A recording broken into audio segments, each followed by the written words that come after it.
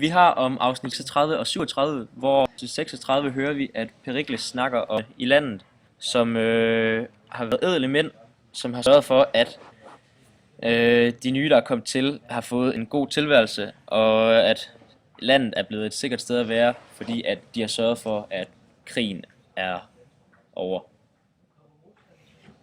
Og i afsnit 37, der hører vi så om styreform, hvor Perikles erklærer staten demokratisk, da magten ikke er i hænderne på et fåtal, men på flertallet. Og Perikles forsøger desuden at fremhæve Athens gode sider, mens han sætter Spartas aristokratisk styreform i kontrast.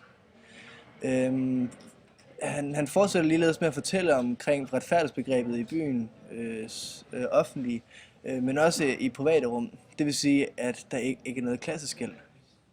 I afsnit 36 udtaler Perikles sig: Vort land har jo altid været beboet af det samme folk, og indtil i dag har slægtet efter slægtet kunne give det videre som et frit land, fordi de var ædle mænd. Med dette priser han derfor Athen som et frit samfund, hvor at forfædrenes normer er gået igen fra slægt til slægt. I afsnit 36 udtaler Perikles også, og vor egen generation, vi der nu er modne mænd, har øget riget på de fleste punkter og har gjort byen til uindskrænket herre over alt, hvad den behøver, både til krig og til fred.